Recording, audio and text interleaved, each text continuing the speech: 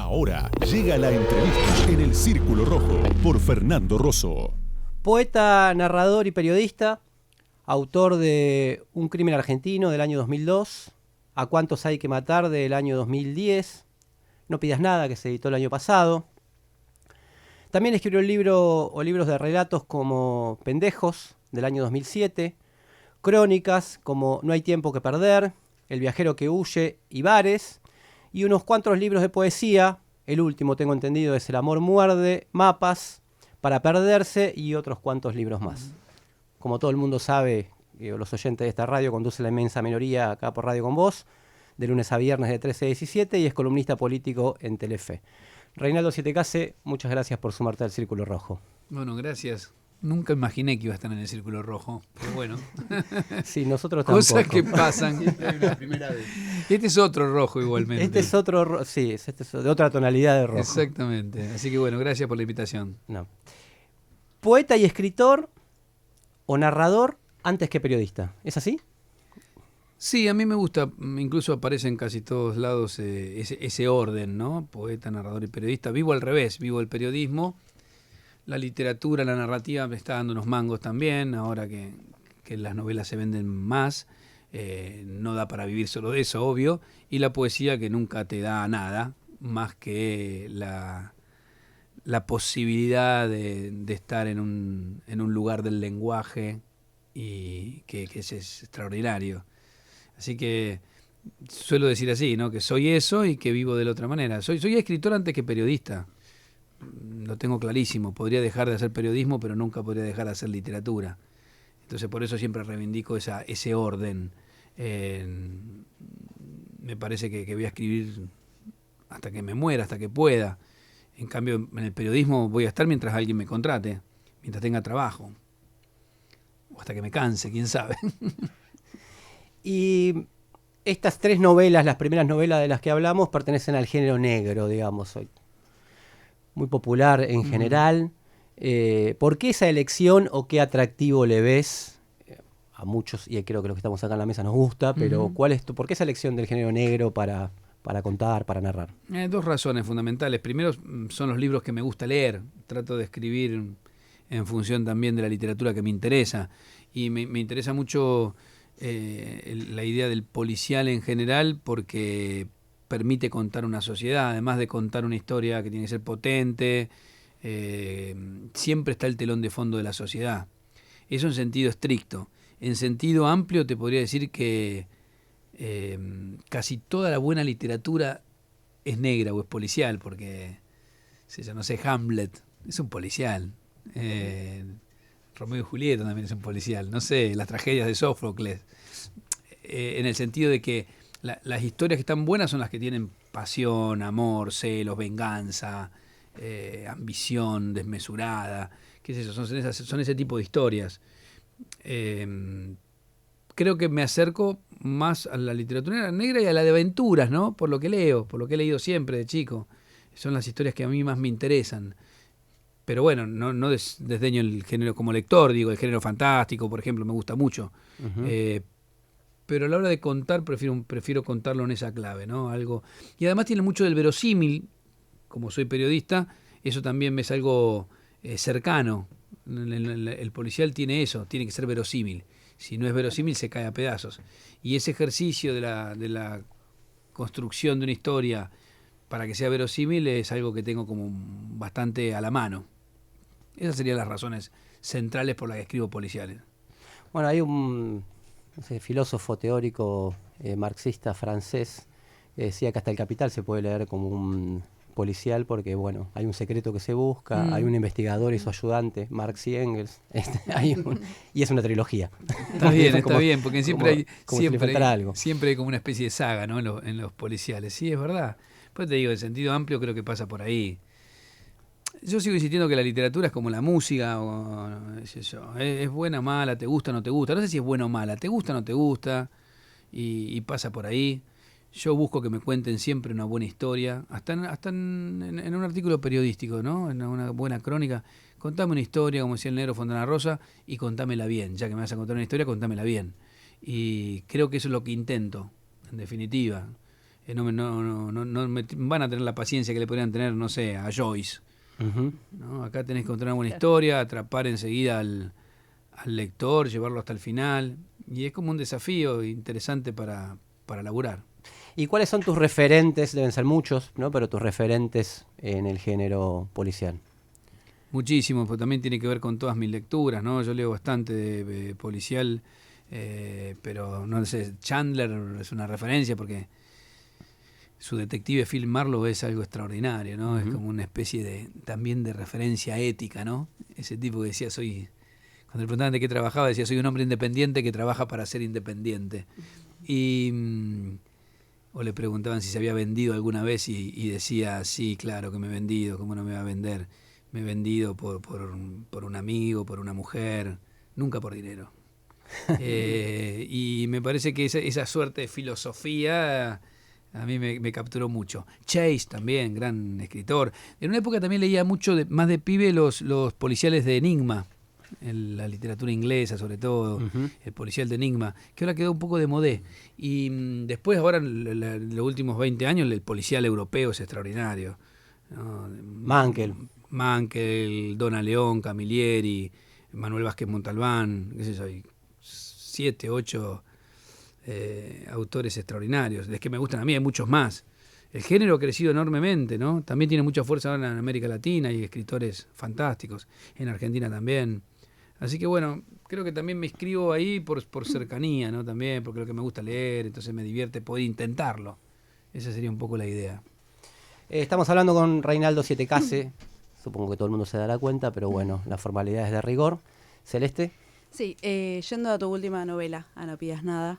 En la tradición del policial argentino, en general, los periodistas suelen estar en un lugar protagonista a falta de los detectives, Uh-huh. como otra de las novelas que mencionaste. O los funcionarios judiciales, claro, sí. Claro, o de quizás policías o personas de la Fuerza de Seguridad que se puedan pintar o presentar como buenos.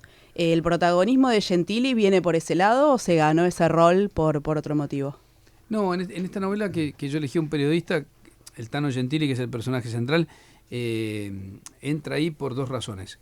Por un lado, por esta dificultad que tienen los escritores de policiales en esta parte del mundo, que es un problema, pero que para mí se convirtió en virtud. Yo vengo defendiendo esto, de que cuesta mucho hacer verosímil a los policías buenos, a los comisarios, a los detectives, por varias razones, por lo que pasó en la dictadura, pero después por el nivel de corrupción que tiene la policía, la fuerza de seguridad. Hay buenas novelas argentinas con detectives, atención. Hay de Mayo, de Álvaro Bosch, de las que yo leí últimamente. Hay algunas muy buenas, con muy buenos policías, por cierto, como construcción de personajes. El perro Lascano de Ernesto Mayo es un gran personaje. Es un gran personaje. Pero hay muchos escritores que apelan a personajes, a gente que busca el bien desde otros lugares. El bien entre comillas, ¿no? De velar el misterio, resolver algo. Y bueno, yo estaba decidido que quería ya que mis 3 novelas no tienen policías investigando, detectives investigando. Entonces, bueno, quería seguir en esa línea.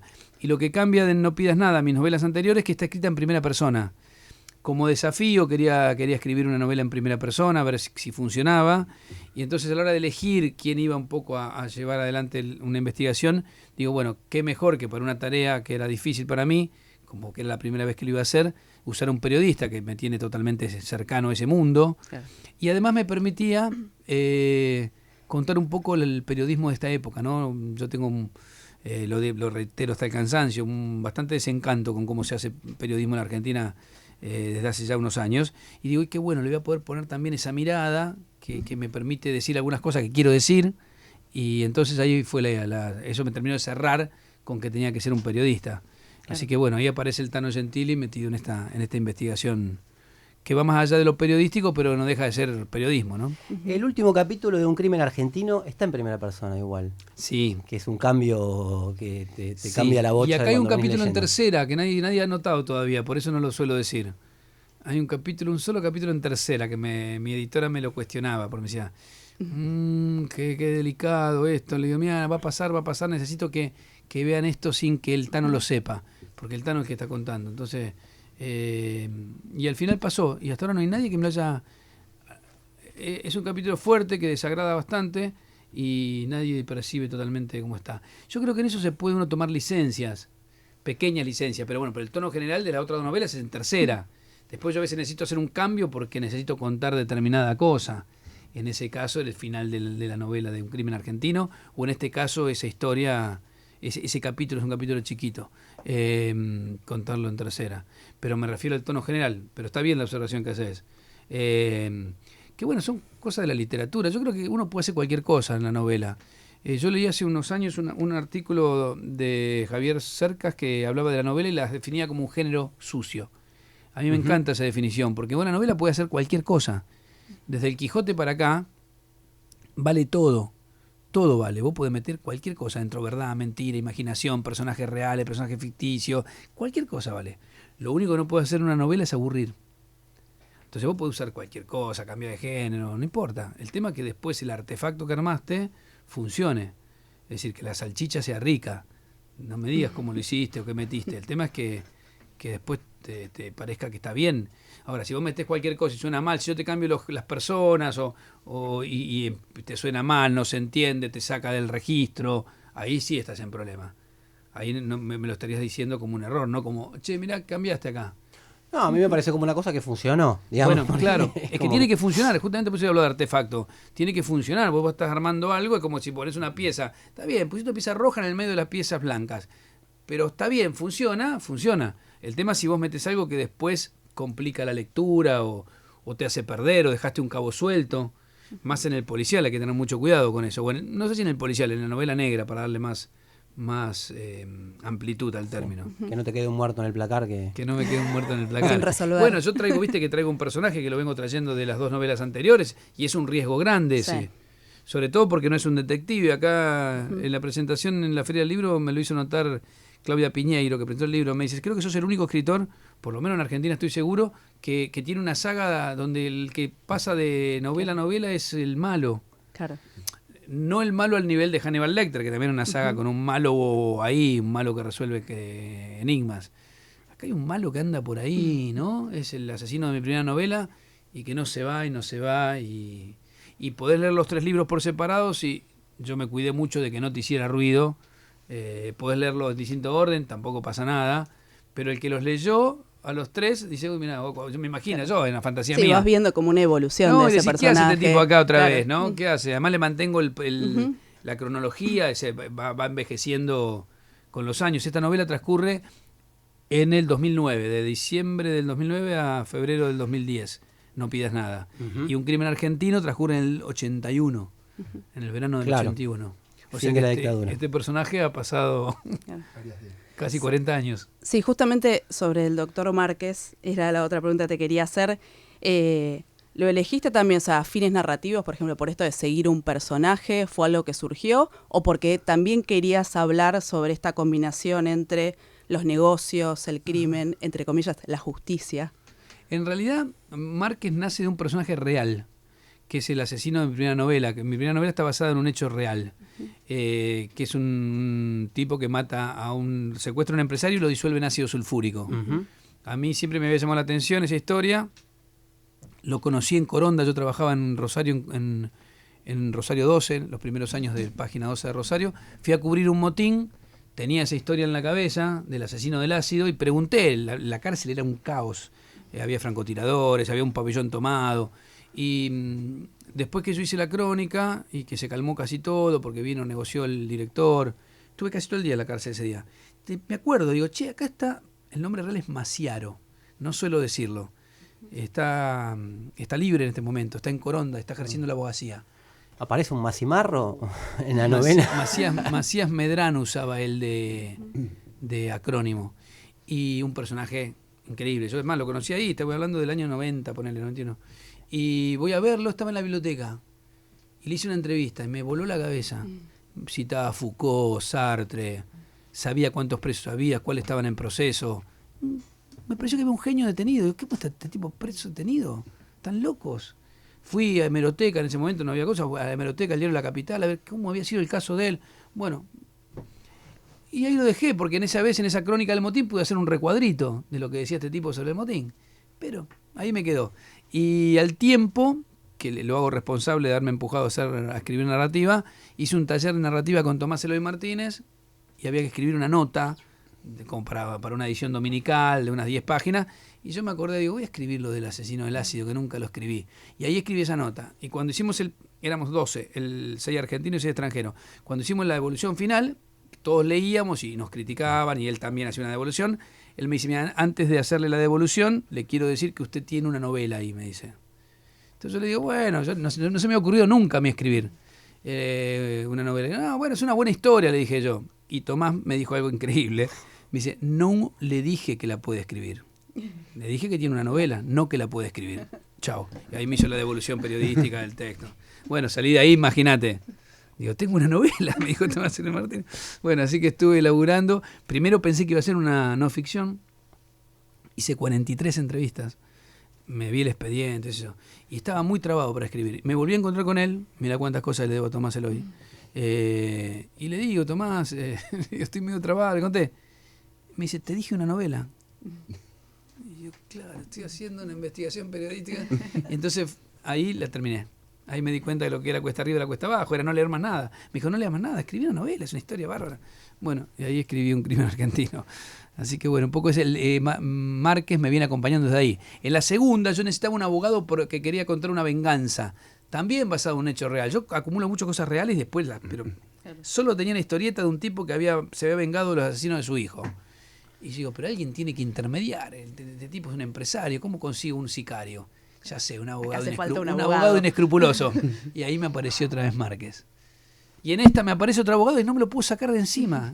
No lo hago desprofeso, se me aparece. En esta sé que dije, lo voy a hacer con Márquez en mi cabeza, pero después lo convierto en otra cosa. Y no pude. Y digo, lo voy a matar en esta. Y no lo pude matar. O sea, lo tengo ahí, ya se tiene que morir de viejo. Espero no volver a él. Bueno, veía una entrevista, como sabía que te gustaba, y bueno, que nos gusta Tomás Eloy Martínez, veía una entrevista y él decía que muchas veces se le pregunta a los escritores por qué está ahí y que lo puede explicar recién mucho tiempo después, que a veces se cae la cosa sobre el texto, digamos. Sobre todo en la literatura, ¿no? En la literatura, sí. Yo que hago también periodismo, ¿viste? En la literatura pasan cosas muy extrañas, hay personajes que toman caminos que vos no sabés, qué sé yo. Yo acá uno de los personajes tiene el nombre de un amigo mío, pues también juego a veces con eso, y después le pasa algo horrible. Entonces lo llamé por teléfono para decirle que me perdonaba. Yo le conté que iba a usar su nombre, si me permitía, me dijo que sí. Y después le pasa algo feo en la novela. Y no sabés la angustia. Le cambié el nombre sin decirle nada, a ver cómo no me funcionaba bien. El nombre de él me calzaba, era él. Me servía. Lo llamé y le dije, mirá, no te puedo poner. Le empecé a contar porque digo, le pasa algo horrible al tipo en la novela. Y al final me autorizó igual. Me dijo, mirá, prefiero que me pase en la literatura y no en la realidad. Así que bueno. Y además me dijo que me podría haber pasado. Si me quedaba en Brasil, porque es un amigo mío brasilero y vive en Argentina. Así que bueno, nada, digo, y no lo gobernás, hay cosas que no gobernás, porque eso que me pasó yo lo quise después, le quería evitar esa situación y no funcionaba, ese personaje tenía que ir hacia ese lado. Y bueno, pero decir, no, ¿es magia? No es magia, el relato a veces te impone algunas cosas para que funcione, ¿no? Uno es como que lo siente, ¿no? Yo siempre tengo la voz de mi maestro Mario Trejo, que es un poeta, pero que me ayudaba mucho. No me leía los textos. Yo estaba escribiendo, no me acuerdo si era ¿A cuántos hay que matar? Y él me decía, ¿cómo va? Si estoy escribiendo, Mario. Me dice, sin piedad, me decía. Yo me iba a mi casa y digo, la puta madre, ¿A qué se refiere? Claro, y es eso, sin concesiones. Si estás escribiendo en policial, escribe en policial. Casi como sin saberlo, ¿viste? Y entonces yo entiendo eso, sin piedad, no encariñarse demasiado con los personajes. Aparece Rosario, aparece la dictadura, aparece la justicia y ahora fuerte, no pidas nada, el periodismo. Uh-huh. ¿Sigue el mandato ese, digamos, eso sigue el mandato de escribe sobre lo que sabes para hacer literatura también? Y es una ayuda. Yo creo que tenés que tener... Yo me siento en un proceso. Yo hace nada más que 15 años que escribo narrativa. Y escribí 3 novelas y un libro de cuentos en 15 años. Yo tardo 3 o 4 años en escribir y yo me siento aprendiendo. Este es el primer libro con que digo, me propongo cosas y las puedo hacer. Porque siento como que, ¿viste? Cuando tenés el instrumento templado, es decir, cuando sos un tipo que ya decís, bueno, improviso si quiero, o decido, voy a ser primera persona. En este me había propuesto, entre otras cosas, que pasara algo sobrenatural y no se notara. Y que la gente no... Y pasa algo sobrenatural, nadie me dice nada. Yo ya lo había probado con Pendejos. En Pendejos hay, son 10 crímenes cometidos por niños. Y en el más violento de todos, que están todos basados en cachos reales, que es un chico de 12 años que mata al padre, porque abusaba de la hermana, Digo, es tan oprobioso, tan terrible. Digo, necesito meter algo. Metí un fantasma. Digo, un fantasma, el chico se cruza con un fantasma, está en los monoblocks y se cruza con un fantasma. Nadie me dice absolutamente nada que hay un fantasma. Es muy curioso. Y a su vez, en este caso, yo quería usar una novela que fuera más latinoamericana. Es decir, la primera transcurre en Rosario, la segunda en Buenos Aires, y la tercera empieza en Buenos Aires y termina en Río de Janeiro. Pero son pequeños desafíos. Yo quería usar un escenario de afuera. Me tengo que animar. También uso uno conocido, Río de Janeiro. Yo conozco bien, tengo amigos, viví ahí. Viví 6 meses ahí cuando era más joven. Lo conozco bien, tengo amigos periodistas que me ayudaron mucho con todo el tema de lo que pasa en las favelas, que nosotros creemos que en la favela hay solamente narcotráfico y tienen un fenómeno que son las milicias que me venía bien para contarlo. Digo, es más, me parecía bueno correrme a ese lugar que en Buenos Aires en Río controlan 300, 400 favelas las milicias. Son casi organizaciones paramilitares toleradas por la gente que vive ahí, toleradas por el gobierno. ¿Por qué? Como eliminan el narcotráfico, pero hacen sus negocios y son tremendamente violentas. Sí, control territorial, ¿no? Totalmente, te cobran impuestos, te cobran el acceso con... Yo he estado, lo vi. Entonces, bueno, tenía ganas de ver si podía recrear ese lugar, pero es un mundo que también conozco. Ante tu pregunta, y siempre es mejor si te manejás. Podés hacerlo sin conocer nada, yo siempre lo digo. Lo que pasa es que el género te pide un poquito de conocimiento, de investigación, y es divertido. Bueno, lo del ácido sulfúrico que hablabas de un crimen argentino es como... Ahí hay investigación, digamos, los efectos que surgen, si es posible. Sí, yo leo un montón. En este leí un montón sobre suicidio. Me convertí en un especialista en suicidios. Claro. Está el suicidio en el medio acá, empieza con represores que se suicidan, y leí un montón sobre eso. Y lo puedo escribir igual. O, por ejemplo, mira, yo lo cuento siempre, que me encontré con Claudia Piñera un día. Yo estaba escribiendo A cuántos hay que matar, que hay una escena donde se tira un bolso con plata del Sarmiento. Y yo me lo tomé un montón de veces ese tren. Que un día me la crucé, que yo iba para allá, en Misión de Valle, le conté que iba a hacer eso, y ella se iba a hablar con un forense porque quería ver cómo se podía cortar un cuello de arriba para abajo. No era por una escena de Betty Boo. Y vos decís, si están haciendo literatura, uno podría obviarlo. Yo puedo escribir la escena esa, alguien tira. Pero también me divierte hacerlo, ir, tomarme el tren, bajarme, y si cae acá el bolso, alguien lo operará, no lo agarrará. No sé si eso después se traduce en que sale mejor la escena. Más verosímil, ¿no? No sé, pero también está divertido estudiar, leer, y además yo que tengo también el doble rol del periodista, a mí me entretiene mucho, es una de las partes que me entretiene. A mí me entretiene leer sobre una persona cuando lo voy a entrevistar, hasta eso me entretiene. Me siento, no sé, aprendiendo. Creo que el periodismo, una de las cosas buenas que tiene es que aprendés en público, ¿no? Cuando entrevistás, cuando escuchás a alguien, cuando lees. Así que bueno, es un proceso que está bueno hacer. Y sí, escribís sobre lo que conoces, está bueno, y si no, aprendés. Ahora, hay tipos que no leen nada y escriben, bueno, no sé, hay cantidad, Salgari no conocía nada, y vos lees y así como este hijo de puta, y yo me asusto con La tormenta de Sandokan, con la descripción de una tormenta, y el tipo no estuvo nunca embarcado, a lo mejor. No, bueno, en literatura ese es el juego. Ahora, a mí me divierte el proceso de ir a averiguar, qué sé yo, de ir a mirar y reproducir y recrear. Creo que a mí me ayuda y además me divierte. Seguro después vamos a hablar un poquito de periodismo y de política. Sí. Pero estamos hablando con Reinaldo 7K esencialmente de literatura. ¿Pablo?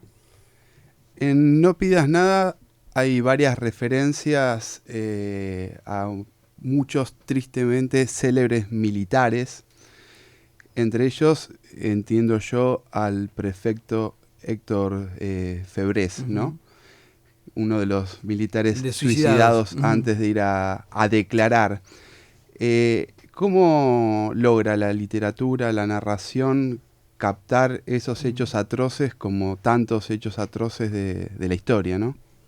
Para mí ahí hay una cosa, mira, yo le vi unas conferencias de Borges, ahora las conseguí otra vez. Dio 3 conferencias en la Asociación Psicoanalítica de Buenos Aires. Son fantásticas las 3. Carlos Marcos, ahora le comenté esto y me las consiguió otra vez. Me las consiguió incluso en audio. No están online. Sí, se hizo una publicación de 500 ejemplares. No está online. Y además con todo el tema de derecho, con Borges es más difícil. Sí, claro. Y vos sabés que en una de ellas él habla de algo de esto y dice que la literatura no necesariamente es contradictoria con la realidad. Que muchas veces sirve para completar, para restañar. Y yo creo que esa es un poco la función que tiene. en No pidas nada, por ejemplo, yo me enteré de... Pues todas mis novelas tienen algún disparador real. Yo voy juntando cosas, papelitos, recortes. Y acá había leído un artículo de Eugenia Sicabo que hablaba en una revista cultural que hablaban del silencio. Y ella ponía de ejemplo un par de casos de militares que se habían matado. Cuando lo leí, digo, esto es una nota espectacular. Digo, si es verdad, si son más. Pensé que pensé una nota para la tele. Empecé a averiguar. Y había nada más que 2 o 3 casos. Uno era de Febrés, donde incluso había colaboración desde afuera, era evidente. Nunca pasó demasiado con eso. Un represor muerto como que tampoco se le dio tanta bolilla, ¿no? Creo que hubo algunas sanciones para la gente que custodiaba y nada más. Y no daba mucho más. No me daba por una nota. Pero me seguía dando vuelta en la cabeza la idea de por qué matan los que se mataron. A mí me gustaba mucho esa idea. Digo, mirá qué bueno un informe en televisión o una serie de notas, por qué se matan los que mataron, era bárbaro. Uh-huh. Pero bueno, no le encontraba la vuelta periodística. Y en un momento me digo, pará, ¿y le puedo dar una solución literaria a eso? Mirá qué buena historia. Entonces me empezó a dar vuelta en la cabeza la idea de que eso, ¿cómo le doy amplitud para que eso sí sea una historia? Y bueno, se matan porque alguien los está ayudando a que se maten, porque hay una organización... Y eso ya me parecía que empezaba a ganar vuelo. Y empecé a averiguar también sobre los prófugos. Hay muchos prófugos represores. Creo que eran 200 el año pasado, ¿eh? No son poquitos. Entonces digo, ¿cómo? Cuando me enteré esa... un número, ¿eh? Sí, no lo tenía creo tampoco. que ahora hay 154. Hasta hace 3 o 4 meses. Entonces digo, la pucha, pará. Entonces empecé a cerrar. Digo, me va a permitir contar 2 cosas que no se saben demasiado. Les puedo dar una solución literaria. Las puedo poner en acción, lo que yo hubiera hecho en aquel momento. Un periodista investigando. Y se topa con una organización, el empezar la idea de la trama fue creciendo. Yo me había enterado que los prófugos, averiguando sobre los prófugos, muchos están en Paraguay o en Brasil. Ahí me cerró lo de Brasil y bueno, entonces ahí se formando... ¿Tenía extradición? ¿Será por eso? ¿No? ¿O no tenía? No sé, pero Brasil es muy fácil esconderse, por lo menos por lo que me dicen. Es muy, muy fácil. Es muy complejo. Te digo, tenés favelas controladas por las milicias o por el narcotráfico. Me empezó a cerrar un poquito todo eso. Y en el medio, cuando empecé a averiguar sobre el escenario Brasil, con una colega amiga que se llama María Bruno, que es bárbara, que un poco el personaje de Brasil está inspirado en ella. Con la escena incluida y todo. Con la escena, No, con la escena bueno, de Año no. Nuevo, ¿no? Se me cayó un ídolo. Es una, Lean la novela para los que quieran saber de qué escena hablamos. no, es una amiga, colega, macanuda. Y ella me dio mucho material. Entre ellos el tema de la infiltración en favelas, por distintas investigaciones se había dado. Y digo, uy, mira, me empezó a cerrar todo. Pero después lo demás es juego, literatura, es eso, simplemente, no es más que eso, ¿no? Pero creo que ahí funciona eso de darle alguna entidad. Bueno, en la novela yo hacía años que quería que pasara algo que no pasó en la realidad argentina, por suerte, ¿no? Que es una venganza por mano propia. Uh-huh. En el fondo es eso lo que opera Márquez. No claro. Pasó en la realidad. Es un hecho que no pasó en la realidad. Y yo digo, no, en mi literatura va a pasar. Yo en algún momento me tengo que cargar a alguien ahí en el... Para hacer justicia. ¿Para qué está la ficción? Por eso por eso empecé citándote a Borges, que en el fondo pasa eso, que o restañás o completás. A mí la primera novela, por ejemplo, que yo la empecé desde un hecho real, me pasó que los dos investigadores, los dos judiciales que terminan descubriendo el caso del ácido, uno de ellos murió y el otro, eso al principio me dieron mucha información, cuando yo lo fui a ver que no sabía qué iba a hacer con eso, y cuando presenté el libro se me acercó, ahora ya murió también, Triglia, el nombre real, doctor Triglia, que ya era juez, en ese momento era un pibito, y me dice, che, ¿cómo sabías que el otro, el socio de él, González Rimini se llamaba, que González Rimini se había separado?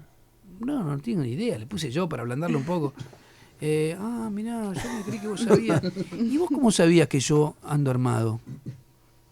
No tengo ni idea. Jugué como el gordo y el flaco, él más débil, a vos te hacía un poco más fuerte, pero yo puse que él andaba armado. Sí. Y andaba armado.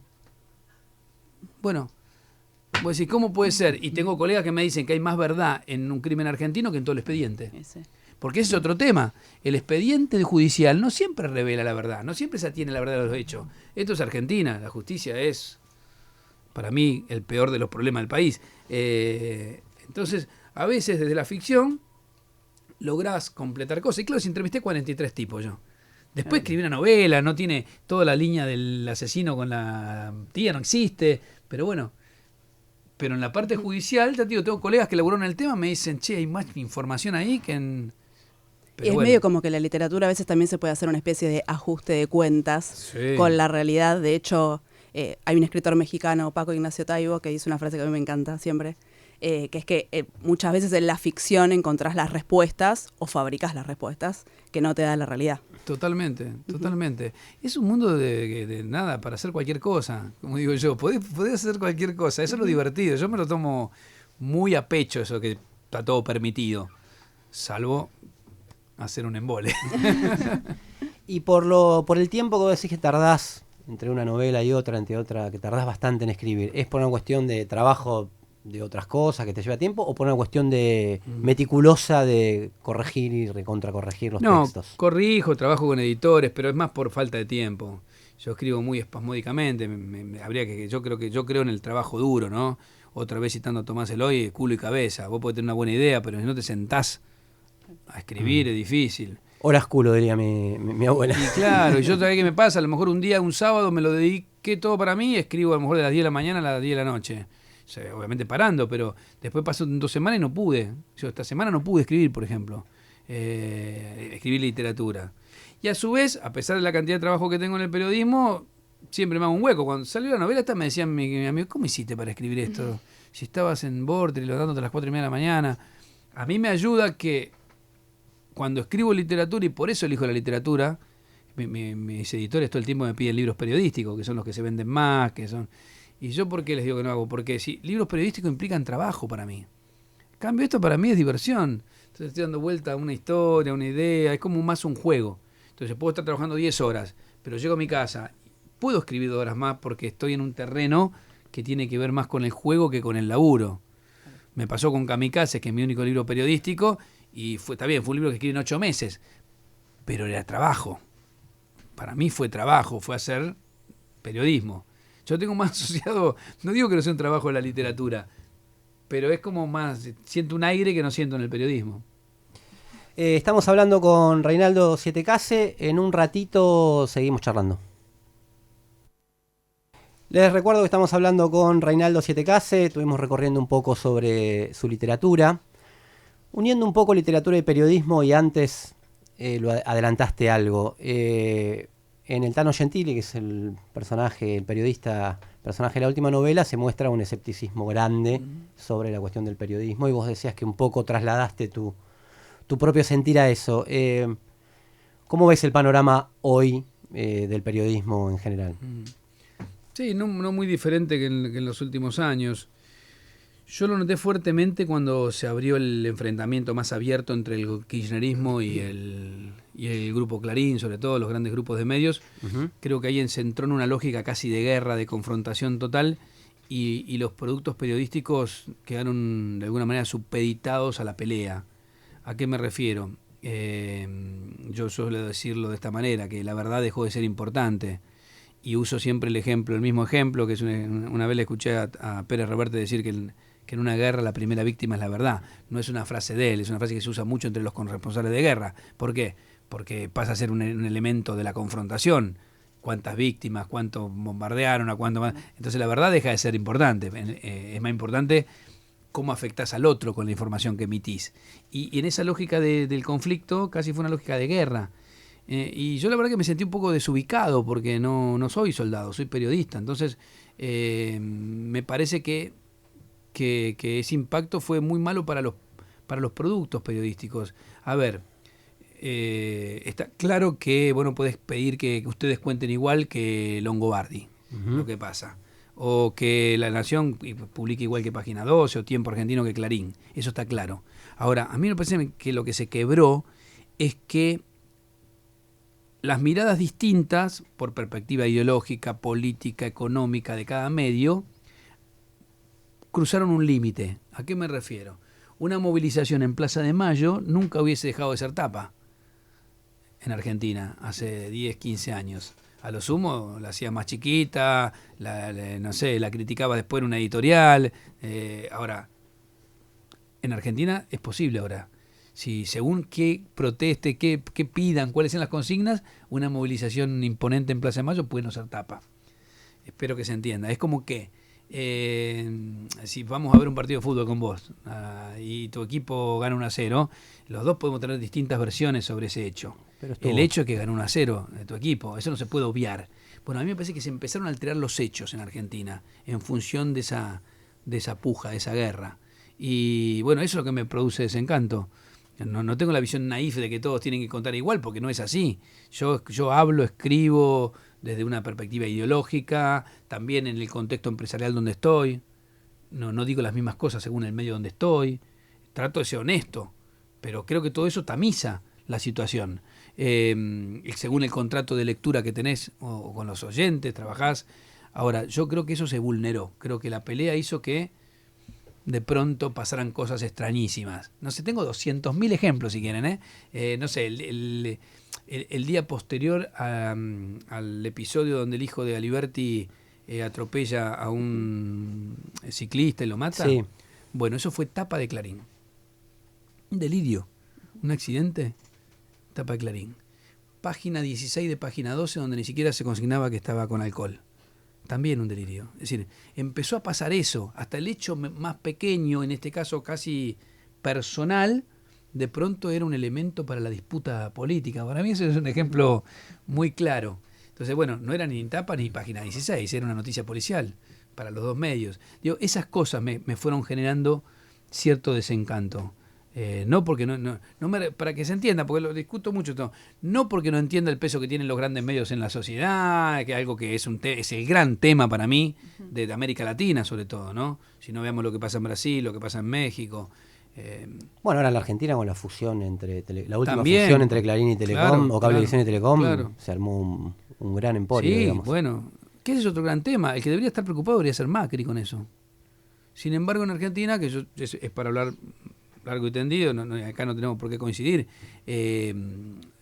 un gran grupo concentrado de medios es malo para cualquier gobierno, no para un gobierno de izquierda o para un gobierno de derecha, es malo para cualquier gobierno. ¿Por qué los países occidentales todos tienen normas muy rigurosas de control sobre la concentración de medios? Porque saben lo que significa. Si vos tenés un grupo de comunicación con una potencia desmesurada o con un jugador tan pesado, bueno, te puede hacer caer un ministro, te puede cambiar una política. Al partido de izquierda, al partido de derecha, al peronismo, al radicalismo. Por eso es increíble. Argentina no logra consensos mínimos para algunas cuestiones sobre las que todos deberían estar de acuerdo. Uh-huh. Pero pasa con los medios o como pasa con, no sé, con el déficit fiscal. Bueno, pero en el caso de Clarín, ¿no estás viendo ahora como eso que está pasando un poco eso? Como una vez que obtuvo lo que quería, yo veo una voz crítica que tiene que ver con la disminución del volumen político del gobierno, mucho más fuerte de lo que veía al principio. Sí, bueno, eso es histórico. Es histórico, los grandes grupos de medios hacen eso. Consiguen y después... Por eso es un problema que no debería ser de un partido político o de un sector. Es un problema del sistema democrático. Por eso es importante, las normas de regulación de medios tienen que salir por consenso y con el mayor consenso posible. Porque si no pasa lo que pasó ahora. Llega otro gobierno y la borró de un plumazo. Es una locura. O sea, tiene que haber regulación. O sea, la propiedad de los medios tiene que tener regulación. Pero no porque lo estamos diciendo acá desde el Círculo Rojo, sino porque lo hace Inglaterra, porque lo hace Estados Unidos. O sea, esos son los países que controlan y tienen oficinas de defensa de la competencia muy fuertes. Justamente porque ellos apuestan todo al mercado. Si ellos apuestan todo al mercado, tenés que regularlo. Esta estupidez, esa es la aplicación del liberalismo, el neoliberalismo en nuestros países es increíble. Es porque sin regulación, justamente funciona el mercado si está fuertemente regulado. Es lo mismo que el Estado. Yo a veces digo, los partidos progresistas que defienden el Estado. Para vos tener una economía con mucha presencia del Estado, el Estado tiene que ser súper eficiente. Porque si no es una catástrofe. Los países donde tienen mucha economía en mano del Estado, los nórdicos, Finlandia, no sé, Suecia, que tienen un 60, 70, 75% en mano del Estado, es muy eficiente el Estado. Porque si no te genera un desastre en la economía. O sea, sería el ejemplo opuesto, ¿no? Uh-huh. ¿Pablo? Aparte de las cuestiones contextuales de lo que decías vos a partir del enfrentamiento entre Clarín y el kirchnerismo, que evidentemente es lo más fuerte, en tu experiencia personal, en lo que ocurrió, por ejemplo, después de entrevistar a De Narváez, ¿también acentuó el escepticismo del periodista o del periodismo, de las posibilidades de hacer periodismo? Sí, en algún punto. El primer tiempo fue todo un shock porque yo lo cuento un poco en Kamikazes, en uno de los capítulos de Kamikaze, donde hablo de medios de comunicación. Ahí se dio la posibilidad de entrevistar al dueño del medio. Te podría pasar acá o en cualquier lado, que de pronto viene alguien, justo acá uno de los socios era candidato. Nosotros lo que planteamos, que es lo que yo plantearía en cualquier circunstancia, siempre plantearía lo mismo. No lo entrevistemos. ¿Cómo me haces entrevistar al dueño del medio? ¿Entendés? Es ridículo. ¿Cómo me pones en esa posición? Que fue lo que planteamos. Insistieron con que había que hacerlo, que ya lo habían hecho varios en el canal. Entonces, bueno, como volvió eso para nosotros, contrapropuesta. Bueno, mira, lo entrevistamos, pero lo entrevistamos en serio, porque entrevistarlo es malo. Es malo para el candidato, es malo para el canal, es malo para nosotros. Ustedes insisten que hay que entrevistarlo. Propuesta, entrevistamos a agenda abierta como si fuera un candidato, no como si fuera socio del canal. Y ahí nos dijeron que sí. Yo no sé si a él no le avisaron, ahora con el tiempo empiezo a pensarlo, que quizás no le dijeron. Y él vino a una nota tranquilo, condescendiente, que eran condescendientes las notas que le hacían en todos lados además. Y nosotros al revés, nosotros preparamos, quizás nos fuimos un poco de mambo. Dijimos, bueno, vamos a preguntar duro. Yo usé una frase que usaba un amigo mío, pero que no la pude ya ejercer, que decía, mi control de calidad de alguna manera lo hacen mis amigos. Yo pensaba, digo, ¿para cómo caía un 7 de junio ese domingo? Día del periodista. Parecía todo armado. Vos sabés que parece para una novela. ¿Cómo 7 de junio? Bueno, y yo trato de que no me dé vergüenza lo que hago. Por eso digo, mis amigos son del fútbol. ¿Cómo me van a ver entrevistando a un tipo? Es una nota. Entonces le hicimos una entrevista con repreguntas. Tampoco era muy terrible. Viste que en Argentina la repregunta casi ha desaparecido. Y bueno, yo creo que no lo sabía y eso generó un gran escándalo. Después nos levantaron el programa. Y a mí me levantaron el programa de ahí, nos levantaron el del cable también. Hacíamos uno en el cable que era muy exitoso. ¿Del mismo grupo? Sí, había ganado el Martín Fierro. A mí me levantaron hasta una columna que yo hacía en Rosario, que era también del mismo grupo del LT8. Qué sé yo, cosas que pasan. A mí algo que no me... Pero me ayudó. A mí en lo personal me ayudó mucho. Estuve 5 años sin hacer televisión, porque acá también... Cuando te cobran una factura, te la cobran todos. El estigma. Te las cobran todos. Sí, es una cosa curiosa esa, pero bueno, nada. A mí me ayudó mucho, ¿sabes en qué sentido? En que primero me pareció que había hecho lo correcto. Me ayudó también saber que mis compañeros, yo el que tenía esa posición un poco más extremista, y ellos me acompañaron, estaban de acuerdo, y se comieron el garrón como yo. Hicieron una entrevista también en el mismo nivel que hice yo, tanto Gerardo Rosín como Maxi Montenegro en ese momento. Pero a mí me ayudó a decir, bueno... Y a mí, ¿sabes qué me ayudó? Que nadie me dice más nada. Nadie me dice más nada, nadie me pide más nada. Es más, tengo una anécdota buenísima que la empecé a contar ahora porque la verdad que me daba lástima no contarla. Cuando estaba en Vorterix, cuando entró de socio Spolky, de Pergolini, 50-50, ¿se acuerdan que fue candidato en Tigre? Sí, claro. Entonces un día me dice mi productora, que sigue siendo la misma, Florencia Martínez, me dice, che, la gente de Spolky dice si lo podemos entrevistar. Y yo le digo, otra vez, parece una película. Mirá. Me quieren echar, dijiste. No, paralelamente, ¿sabes qué digo yo? El tipo es el dueño del medio. Tampoco le puedo decir que no. Entonces le digo, mirá, decirle lo siguiente. Decirle que yo creo que es malo que yo lo entreviste. Pero si él quiere salir, no tengo ningún problema. Pero que recuerde lo que me pasó con De Narváez. Y no salió. Y no salió. Claro, pues lo primero que le tenía que preguntar es cómo hacía para que le dieran tanta guita de parte del Estado. No la campaña. Después le pregunto la campaña de Tigre, pero si no... Una entrevista es una entrevista. Bueno, por suerte no quiso, porque es una situación muy compleja. Sobre todo cuando son candidatos. Una cosa que te digan, che, habla con el dueño del medio sobre la radio que va a poner ahora. Van a poner una antena nueva. Hola, Vignowski, ¿qué tal? ¿Cómo va la antena? No sé. Igual a mí no me gustaría hacerlo. Creo que no lo haría. Pero te quiero decir, encima vos me estás haciendo que te banque tu campaña. Es mucho. Entonces yo siempre digo, y a partir de eso, es que hay que saber decir que no.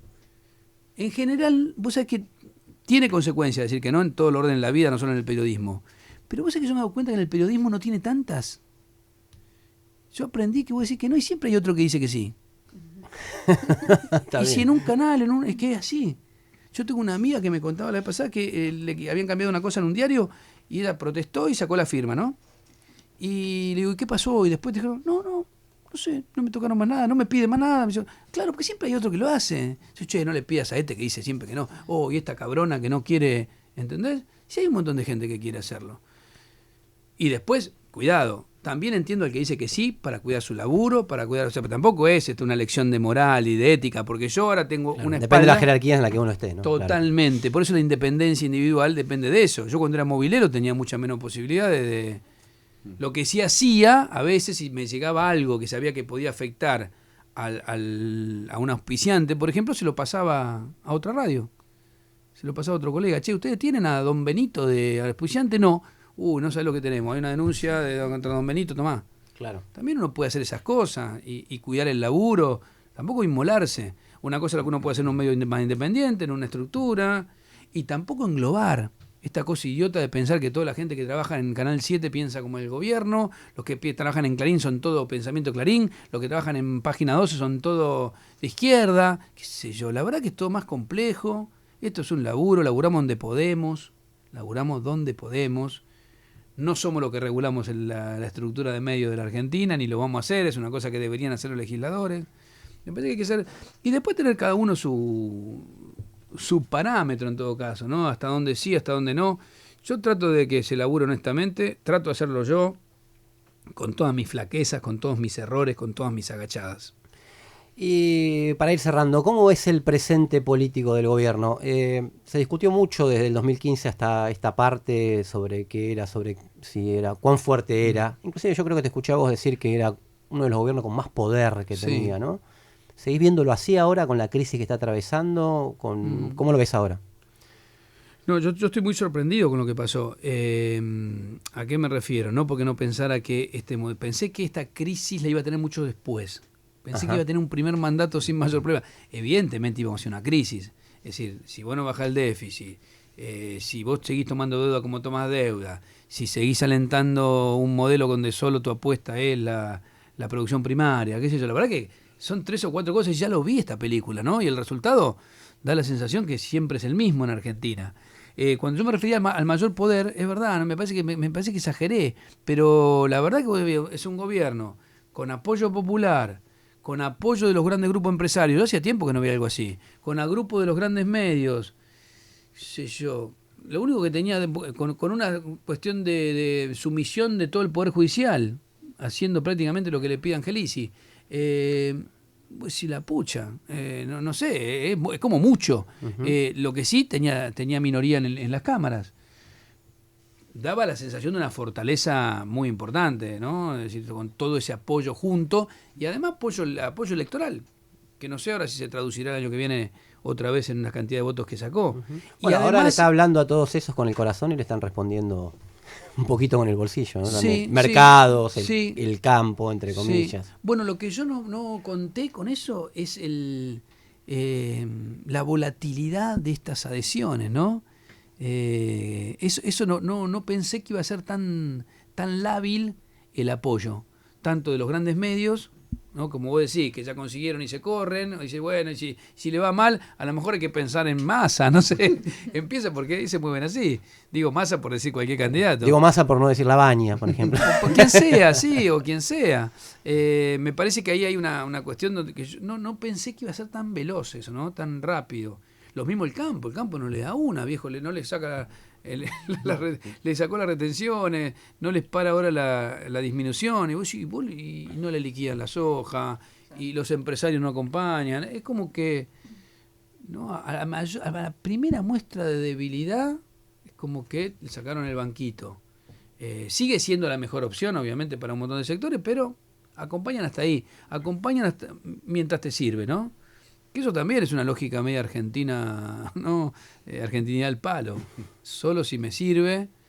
Que también ahí a mí me deja perplejo porque él permitió la fusión con Telecom, no tan inmediatamente, tan enseguida. Pero bueno, no sé. Sí, quizás fui un poco exagerado ahí. Pero bueno, me equivoco bastante, ¿eh? Bueno, vos me encontrás una, pero eso me pasa a todos. Sí, yo me encuentro que a veces diciendo, yo me parecía esto, dije esto, qué sé yo. Para volver al principio, a ver si tenemos alguna primicia para el Círculo Rojo. Dijiste que te estaba costando, pero que estabas escribiendo. ¿Hay alguna historia? ¿Está el Tano Gentili haciendo alguna de las suyas? ¿Márquez por ahí? Mira, recién terminé todo un laburo de poesía que tenía que hacer, que es a partir de un trabajo que hizo en un grupo de músicos de Rosario, que yo escribo como una especie de textos espejo de las canciones que ellos usan.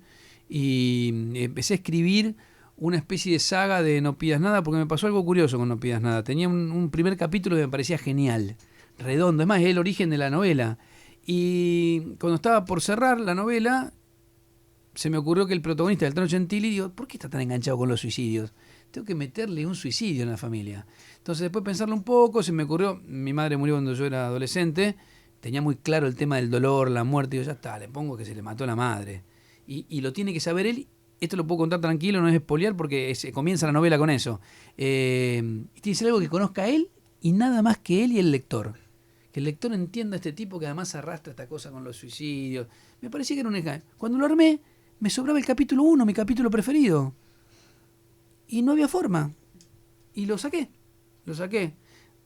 Una enseñanza para todos. Mi maestro Mario Trejo decía que editar era el bisturí en el cuerpo amado. Pensar un segundo, Bueno. cortar a tu hijo, a tu mujer, a tu marido, a tu amor, qué sé yo. Fuerte la imagen, ¿no? Tenés que bancártela. Si te bancás eso, bueno, y con ese ejercicio dejé afuera ese primer capítulo. Cuando terminó la novela, a los 2 o 3 meses, lo volví a mirar y digo, es el último de No pidas nada. Es el último capítulo, no lo podía creer. Y bueno, entonces empieza como ser el primero. Lo voy a explorar, porque tampoco me quiero enamorar de la historia del Tano. Yo no soy muy afín a eso. Lo estoy explorando. Estoy viendo si ese capítulo si es una nueva historia o no. Y si no es, voy a ir a otra historia totalmente distinta, que tengo algo en la cabeza dando vuelta, pero quiero terminar de explorar esa cosa rara que me pasó con un capítulo, que era el primero de esta, y sorprendentemente me encontré que... Ahora después del micrófono te voy a decir de qué se trata vos, que la leíste. Pero bueno. Nosotros se la contamos después. No, por favor. No, estoy tratando de escribir, de eso se trata, que no es poco, no es fácil y cuesta. Reinaldo Setecase, muchas gracias por haber pasado por el Círculo Rojo. No, gracias, he estado muy cómodo y me alegra mucho que estén aquí en la radio. La verdad que son... Reinaldo ha sido uno de nuestros lobby para que estemos acá en Radio con vos. Está bueno, está muy bueno, hay que sumar voces. Me parece que eso es la esencia misma, ¿no? Que uno tiene que exigir en la comunicación, ¿no? Pluralidad de voces, aunque no coincidan con la tuya, pluralidad de actores, gente distinta, medio distinto. Es clave eso para que haya una comunicación democrática, ¿no? En la Argentina. Gracias. Muchas gracias. Seguimos hasta las 12.